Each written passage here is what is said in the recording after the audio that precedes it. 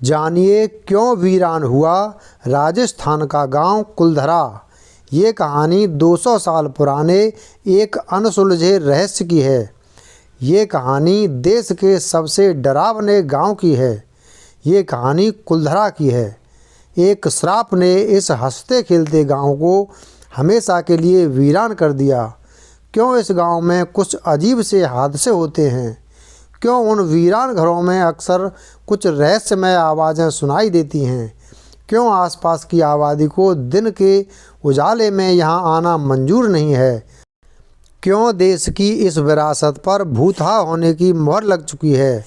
कुलधरा राजस्थान का एक ऐसा रहस्यमयी गांव है जो करीब 200 साल पहले एक ही रात में उजड़ गया और ऐसा उजड़ा कि आज तक कभी नहीं बसा।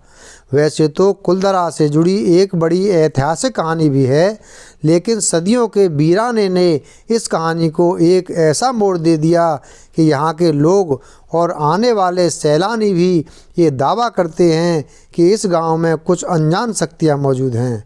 शायद यही वजह है कि कुलधरा पर सदियों से भूतहा होने का कलंक लगा है। इसे देश की सबसे डरावनी जगहों में से एक माना जाता है। ये कोशिश कुलधरा की उन्हीं कहानियों की पड़ताल करने की है जो 200 साल से कायम उस कलंक को मिटा सके।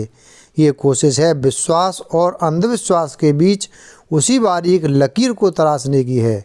एक समय था जब कुलधरा के आसपास 84 गांव पालीवाल ब्राह्मणों से आबाद हुआ करते थे। किस्से कहानियों में कहते हैं कि हंसते खेलते कुलधरा को जिस शख्स की बुरी नज़र लगी वो थे रियासत का दीवान सालम सिंह। आसपास के बड़े बुजुर्ग बताते हैं कि गांव के एक पुजारी की बेटी पर सालिम सिंह की बुरी नज़र पड़ गई और वो पुजारी की खूबसूरत लड़की पर फिदा हो गए, जिसके बाद सालिम सिंह ने उस लड़की से शादी करने के लिए गांव के लोगों को चंद दिनों की मोहलत दी। गांव वालों ने मामले में चौपाल लगाई। इसी चौपाल में पालीवाल ब्राह्मणों की बैठक में तय हुआ कि 5000 से ज़्यादा परिवार अपने सम्मान को बचाने के लिए सालिम सिंह की रियासत को छोड़ देंगे।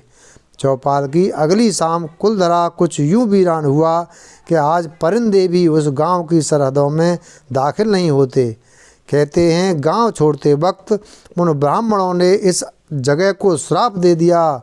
जब से आज तक ये वीरान गांव रूहानी ताकतों के कब्जे में है।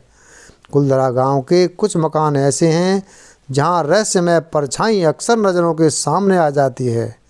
दिन की रोशनी में यहाँ सब कुछ इतिहास की कहानी जैसा लगता है, लेकिन शाम ढलते ही कुलधरा के दरवाजे बंद हो जाते हैं और दिखाई देता है रूहानी ताकतों का एक रहस्यमय संसार। इस गांव में केवल मंदिर हैं जो श्राप से मुक्त हैं। मंदिर के पास ही एक बावड़ी है जो उस दौर में पीने के पानी का जरिया थी। कहते हैं कि शाम ढलने के बाद अक्सर यहाँ कुछ रहस्यमयी आवाज़ें सुनाई देती हैं। कुलधरा की सबसे डरावनी जगह यानी जो बावड़ी, जहाँ न केवल स्थानीय लोग बल्कि हजारों सैलानियों ने भी रहस्यमय साए देखने का दावा किया है। 200 साल पहले यही बावड़ी कुलधरा में पानी का इकलौता जरिया था, लेकिन आज बावड़ी में पानी तो है, बावड़ी के पास ज़िंदगी का कोई नामो निशान नहीं है। कुलधरा के 24 साल पुराने केयर टेकर बताते हैं कि 200 साल पहले दीवान सालम सिंह ने बहुत से जुल्म ढाए थे। कहते हैं कि सालम सिंह जिस पुजारी की लड़की के प्यार में पागल था, वो भी गांव वालों के साथ गांव छोड़कर चली गई थी।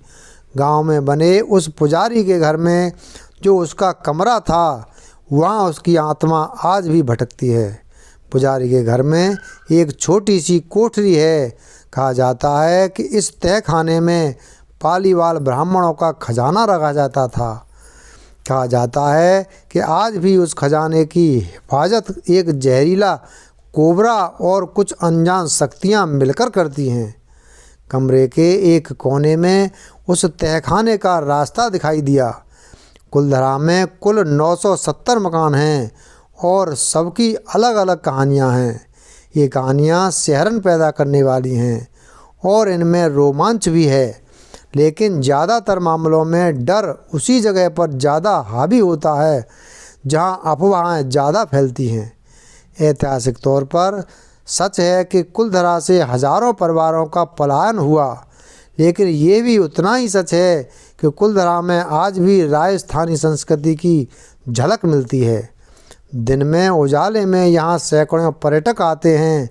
कुल मिलाकर समझें तो कुलधरा में भूत और आत्माओं की कहानियाँ सिर्फ एक मनोवैज्ञानिक वहम भर है।